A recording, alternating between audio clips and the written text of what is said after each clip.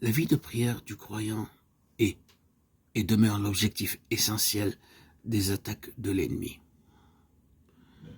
C'est sur ce point particulier qu'il concentre toute son attention et fait converger tous ses efforts.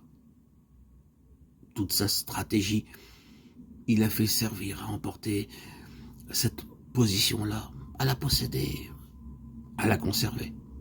S'il peut s'arranger d'une façon ou d'une autre pour réduire à zéro notre vie de prière, il peut crier victoire. Il tient les clés de la situation. Il a eu raison des saints. Il a déjoué les intentions de Dieu. À combattre la prière et la vie de prière du croyant, l'ennemi met une énergie farouche, de l'acharnement, de la violence, de la ruse aussi. Il s'y prend de bien des manières. D'abord, dans un sens préventif, il prend les devants. Et c'est déjà une bataille terrible uniquement pour se mettre à la prière, pour s'y engager. Non pas simplement pour prier, c'est-à-dire pour articuler des mots, mais pour prendre conscience des vrais besoins de Dieu dans la prière, pour avoir la voie libre. Et il n'y a rien dans tout l'arsenal des ressources diaboliques, des artifices de Satan, de sa diplomatie, de son ingéniosité, qui ne soit mis en œuvre pour faire échec à la prière, selon l'Esprit. Vous croyez qu'il se mettra à la traverse de vos bonnes œuvres? Oh non, croyez-moi, pas du tout. Il s'emploiera au contraire de toutes ses forces à stimuler votre activité pour le Seigneur, s'il peut, en se faisant vous enlever les seuls moments que vous seriez tenté de consacrer à la prière. Quelle merveilleuse ingéniosité!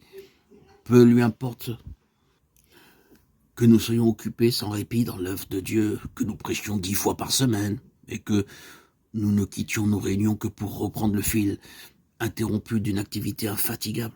Il sait bien qu'un travail pour le Seigneur qui n'est pas fondé sur une vie de prière spirituelle et triomphante ne donnera pas grand-chose à la longue et ne pourra finir que petitement.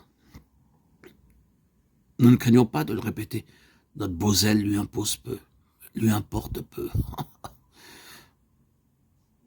Travaillez pour le Seigneur autant que vous le pouvez, mais si vous laissez la prière de côté, vous ne ferez pas grand-chose de bon. Et c'est là un des grands pièges de l'ennemi, qui consiste à nous tenir si occupés, si affairés, si pressés par les choses de Dieu que notre vie de prière, à force d'être bousculée, finit par s'en tirer comme elle peut, si tant qu'elle s'en tire. Seigneur, je suis trop pris par ton œuvre pour trouver le temps de prier. Voilà, c'est son pauvre argument. Sachez-le bien, mes frères.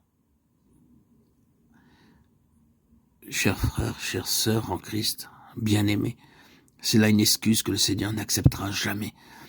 Et a dans ce domaine une bataille à livrer, dont la prière, notre vie de prière, est l'enjeu. Que faire alors? Que me direz-vous? La chose qui me paraît nécessaire, c'est une attitude de principe, une détermination fondée sur la victoire de la croix, une décision de tenir coûte que coûte pour que la prière ait son compte. La croix du Seigneur Jésus, dans toute la plénitude de son efficacité, peut et doit intervenir ici. Il faut que l'ennemi abandonne la place et laisse le champ libre à la prière.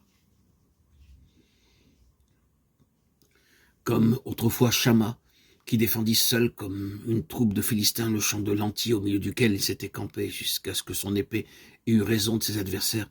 Défendons notre terrain. Esdras chapitre 22.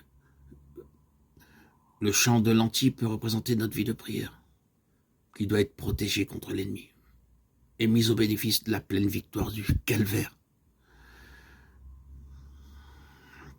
Oui, l'ennemi fait véritablement tout ce qu'il peut pour faire échec à la prière. Et il y a une phase de la bataille de notre côté qui a pour objectif de faire la place nette en vue de la prière. Ici, nous n'avons fait qu'effleurer le sujet, mais ce que nous en avons dit est extrêmement important.